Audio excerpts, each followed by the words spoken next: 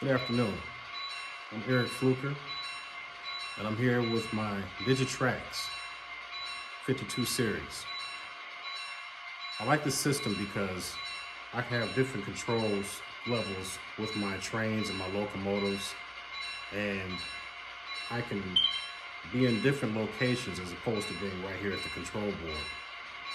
I hooked up an extension that's 15 feet down from the control board to where I can actually operate my locomotives and have more consistency, more power, do different things. And so this is a very good system to have. So basically how to operate this system. Whenever you want to program a locomotive, I'm going to just turn this bell off so I don't talk over it. Whenever you program a locomotive, you put in your system. Program. This is program. When you hit program, it goes to program direct. Program direct, and then when you click on, let's say in this case, my engine is already set, ready to go. It's number 7570. That's the road name to this locomotive. I'm just going to swing it around. That's the blue conrail that you see. 7570 is that locomotive. So when I put program direct, there's an AD. AD stands for address. It could be AD2 or it could be AD4. AD4. So when it says AD4, that's for 4 numbers. You put those 4 numbers in. Once you put those 4 numbers in, you want to hit enter. Enter here in your remote control. It's going to blink. It's going to continue to blink, and it's going to have a Y, which is either yes or no. The Y stands for yes. That's your second button over. Okay? Once it says yes, you hit yes. That's going to blink for a second, and then your number is going to come back up solid again, which shows that the system approved it. So now it's been programmed into the system. Okay? Once it's been programmed into the system, and all of this is done on the program track. I have 2 tracks here. I have one program track here with the wires to it, and then I have the actual main where the train runs on it. So once it's been programmed in, now I have to build a constants. I have a conrail over there right now, and that's the other bell that you hear on the other side, plus this engine itself. So now, in order for me to make a constants, I put 7570 in. So what I would have to do is I'd have to hit MU. Hit MU, this is the second button off the left-hand side here. And then I hit local. These numbers flash. I put in exactly the road name that I want to put into the system. Once I put that into the system, and then I hit enter.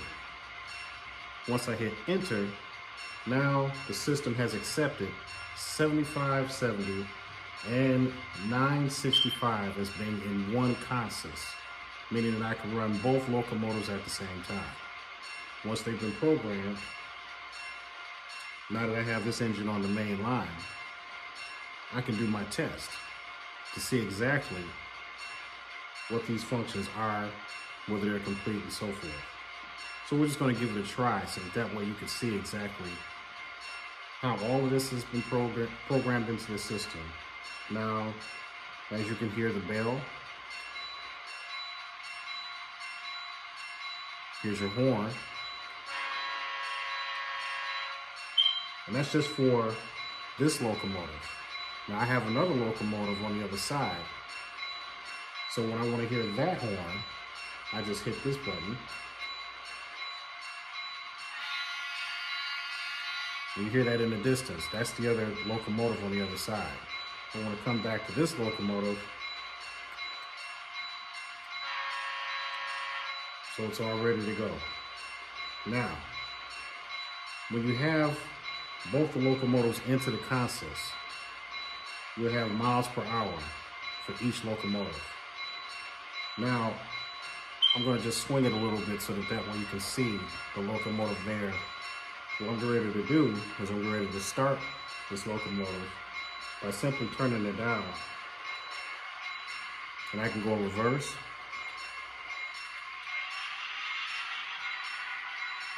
Okay. Or I can go forward. Now, if I want to go forward, bring that to a complete stop.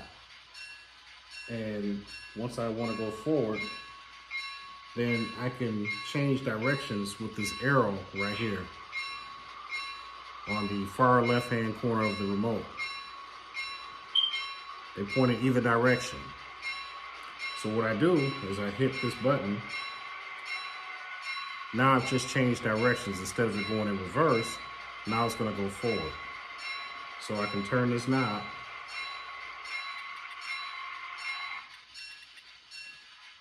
And I can go forward. As you can see.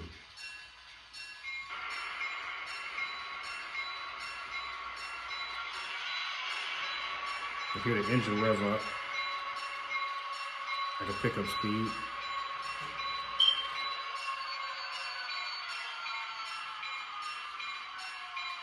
And or back in reverse, whichever I choose to do.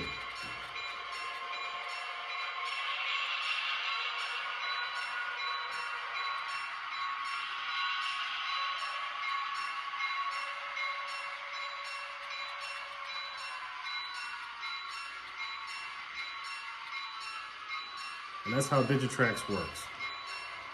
Again, I have another output that I put down on the other side. I explained that in an earlier video. But this is a very good system to have because, again, you don't just have to sit here at the control board.